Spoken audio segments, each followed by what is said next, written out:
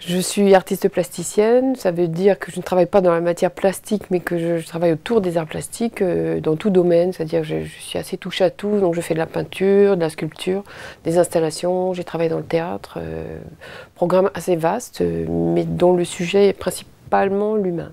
J'ai fait ma première exposition personnelle, c'est-à-dire, c'était pas le début de mon travail, mais la première fois que j'ai montré vraiment mon travail, c'était en 78. Donc je vous laisse faire le calcul, ça fait quelques années quoi.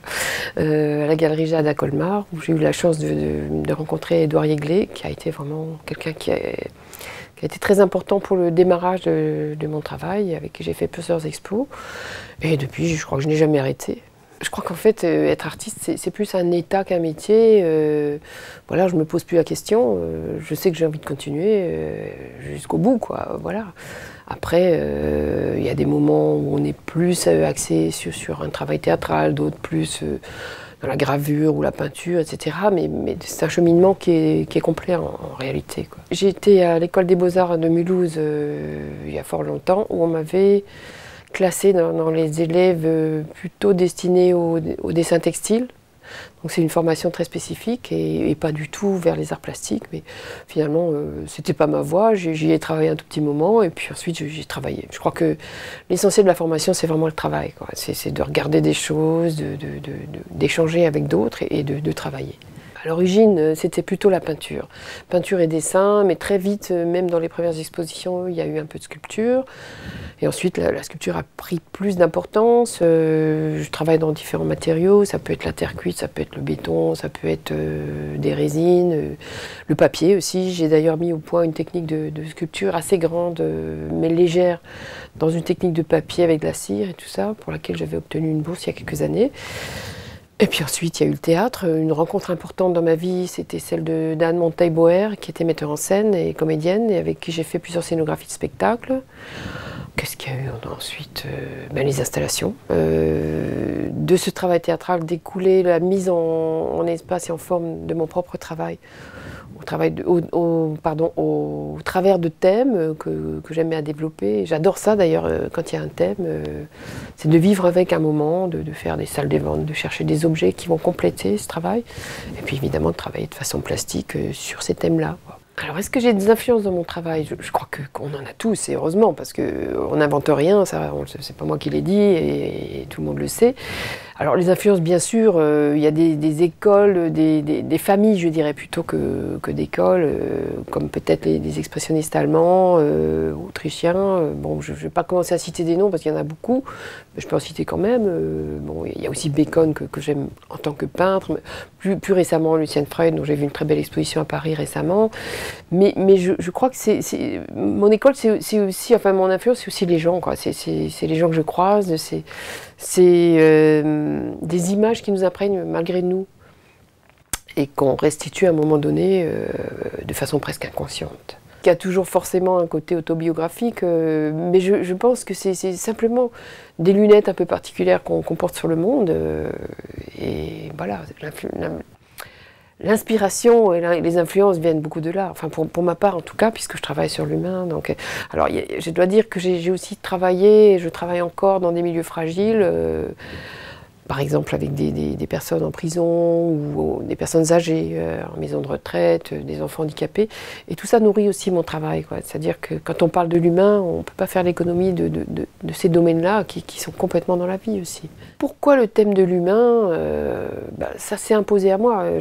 On n'explique pas tout. Maintenant, ce que je peux dire, c'est qu'actuellement et plus récemment, je travaille un peu sur le paysage, par rapport à un livre que je suis en train de préparer avec un jeune poète.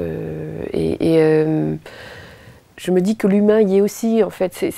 Quand je parle de l'humain, c'est pas forcément de voir un corps, un visage, etc. C'est l'humanité dans un grand H, si on veut, quoi.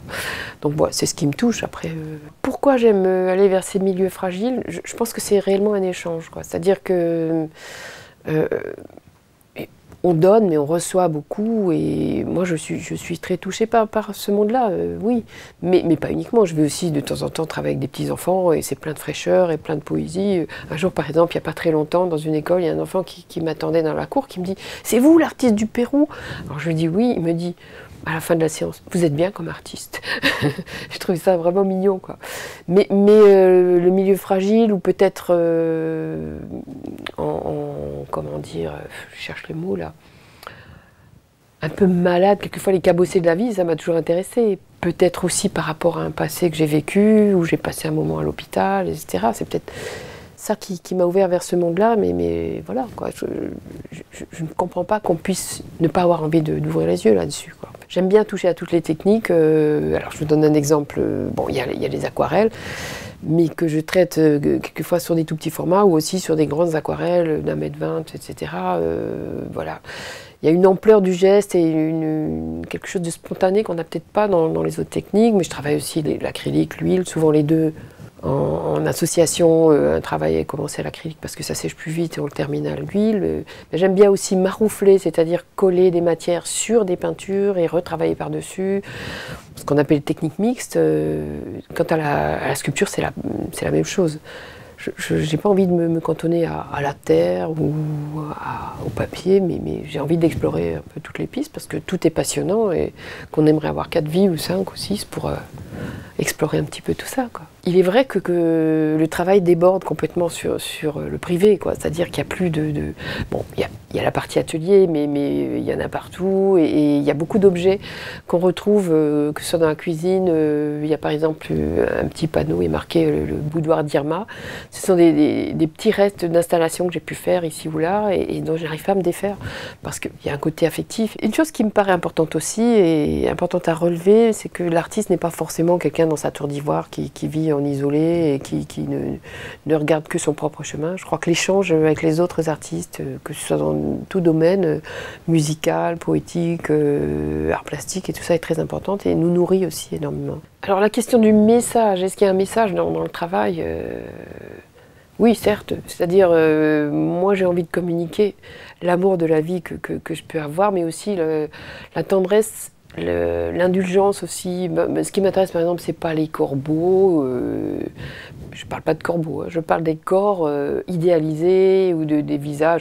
Je trouve très touchant par exemple un corps déformé par la vie, donc il y a cette tolérance-là, cet échange qu'on peut avoir avec les autres, mais il y a aussi quelquefois une notion de dérision et de ne jamais se prendre trop au sérieux, de se souvenir que rien n'est vraiment important, quoi. Si ce n'est d'être et d'aller vers les autres aussi.